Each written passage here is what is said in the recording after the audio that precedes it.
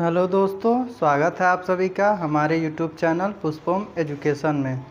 दोस्तों, पिछली कक्षा में हम लोग मैं बता रहा था कि लघु और दीर्घ का निर्धारण क्रम है, उसके अंतर्गत कुछ उसके प्रमुख नियम आते हैं, जिसको हम लोग पिछली कक्षा में ह्रस्व वाला पढ़े थे। ह्रस्व और लघु के अंतर्गत जो प्रमुख नियम आते थे उसको हम लोग पढ़े थे और अच्छी तरीके से समझने का प्रयास किए थे।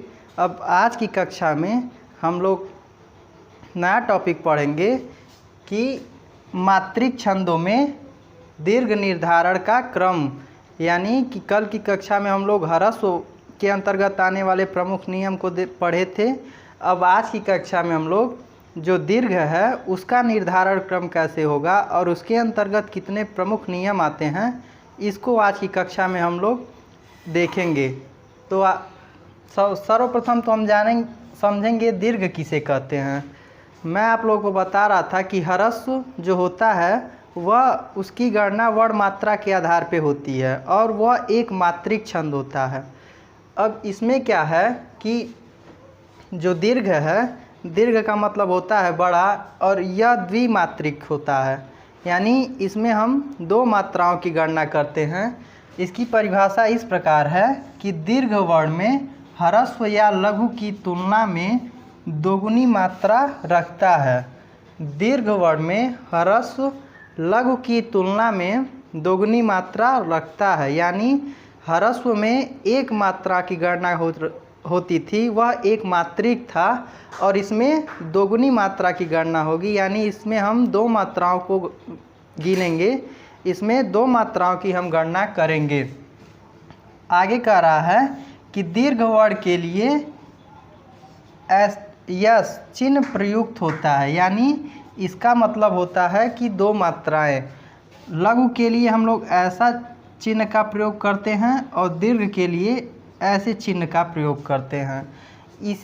यही चिन्ह प्रयोग करके हम लोग मात्राओं को दर्शाते हैं कि किसमें कितनी मात्राएं हैं, जो कि मैं जितने भी नियम बता रहा हूँ उसी के आधार पे ये मात्राएं, इसका निर्धारण क्रम होगा। दीर्घ वर्ण के लिए यस चिन्ह प्रयुक्त होता है और मात्रिक छंदों में मात्रा की गणना से संबंधित दीर्घ वर्ण संबंधी नियम अधोलिखित हैं। यानी कि अब आगे कह रहा है कि मात्रिक छंदों में मात्रा की गणना से संबंधित जो दीर्घ के अंतर्गत, दीर्घ वर्ण के अंतर्गत जो प्रमुख नियम आते हैं वह अधोलिखित हैं, यानी अब हम उसके बारे में जानेंगे। दीर्घ को हम गुरु कहते हैं और दीर्घ वर्ण में ह्रस्व या लघु की तुलना में दोगुनी मात्रा का प्रयोग होता है, यानी ह्रस्व या लघु की तुलना में दीर्घ में या गुरु में दोगुनी मात्रा का प्रयोग किया जाता है। और दीर्घ का जो जिससे हम दर्शाते हैं जो चिन्ह होता है दीर्घ का, वह इस प्रकार होता है। इसको भी आप लोग ध्यान से देख लेंगे और समझ लेंगे कि दीर्घ में कौन सा चिन्ह प्रयोग होता है और ह्रस्व में कौन सा प्रयोग होता है। अब इसके अंतर्गत जो प्रमुख नियम आते हैं उसको हम समझने का प्रयत्न करेंगे।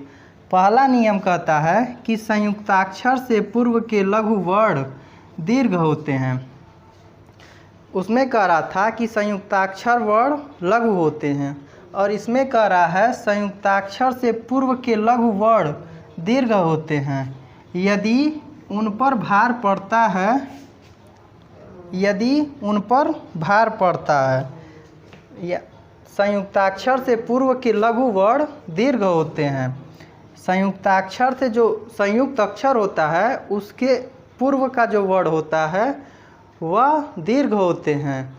और कह रहा है यदि उन पर भार पड़ता है, जैसे यहाँ पे दिया है दुष्ट, दुष्ट शब्द में अक्षर दु, यानी कि जो संयुक्ताक्षर होते हैं उसके पूर्व के जो लघु वर्ण होते हैं वह दीर्घ होते हैं।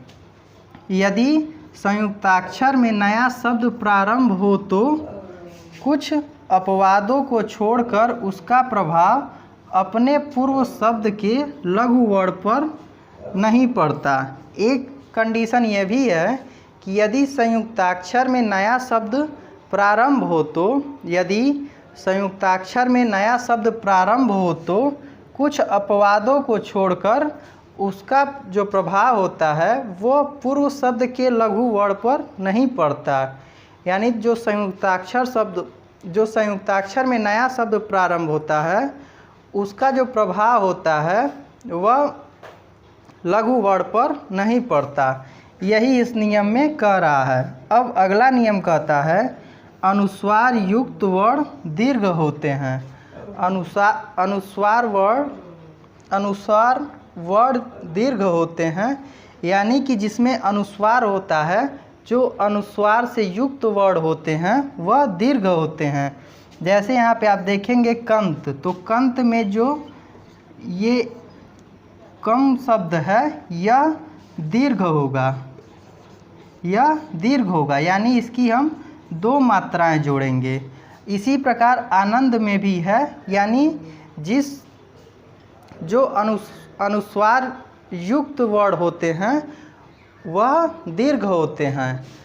अगला नियम कहता है कि विसर्ग चिन्ह युक्त वर्ण दीर्घ मान लिए जाते हैं। यानी जो विसर्ग युक्त वर्ण होता है वह भी दीर्घ मान लिया जाता है। जैसे दुख में दु या दुह, यह जो शब्द है यह भी दीर्घ माना जाता है। यानी कि विसर्ग चिन्ह युक्त वर्ण दीर्घ मान लिए जाते हैं। जैसे दुख में दुह, ये भी इन सारी चीज़ों को आप ध्यान में रखेंगे। यह सारे नियम आपको जब छंद में मात्राओं की आप गणना करेंगे उसमें ये सारे नियम आपके काम आएंगे। इसलिए इन सारे नियमों को बताया जा रहा है ताकि इन सारे नियम को आप ध्यान में रखें। अगला नियम कहता है कि दीर्घ मात्राओं से युक्त वर्ण दीर्घ मान लिए जाते हैं। यानी जिसमें दीर्घ मात्रा, जिसमें बड़ी ई की मात्रा रहती है वह दीर्घ मान लिए जाते हैं। जैसे कौन, काम आदि। जैसे जो दीर्घ वर्ण होते हैं उन्हें, जो दीर्घ मात्राओं से युक्त वर्ण होते हैं वह दीर्घ मान लिए जाते हैं। जो दीर्घ मात्राओं से युक्त वर्ण होते हैं वह दीर्घ मान लिए जाते हैं। जैसे कौन, काम इत्यादि ऐसे शब्द जो होते हैं वह दीर्घ मान लिए जाते हैं। यदि उनका उच्चारण लघु की तरह किया गया है तो उन्हें लघु ही माना जाएगा। यदि उनका उच्चारण लघु की तरह किया जा रहा है तो उन्हें लघु ही माना जाएगा। यानी यह उच्चारण पर निर्भर है। यदि जो दीर्घ मात्रा से युक्त वर्ण होते हैं उन्हें दीर्घ माना जाता है। यदि उन्हें हम लघु वर्ण की तरह उच्चारण करते हैं तो उन्हें लघु ही मान लिया जाता है। ये सारे नियम अत्यंत महत्वपूर्ण हैं। अभी इसके आगे भी और सारे नियम हैं जो आपको जानने अत्यंत आवश्यक हैं। हम इसके आगे के नियम को देखेंगे। अभी तक आप लोगों ने 4 नियमों को देखा। अब अगला 5वां जो नियम आता है ये क्या कहता है, इसको हम देखेंगे कि संयुक्ताक्षर में हलंत्र के पूर्व बलाघात से प्रभावित लघु वर्ण दीर्घ होता है। जैसे विष्णु में वी दीर्घ वर्ण है। अभी मैं कल की कक्षा में मैं बता रहा था आप लोगों को कि जो ह्रस्व होते हैं जिन पे छोटी की मात्रा रहती है उन्हें हम लघु मानते हैं।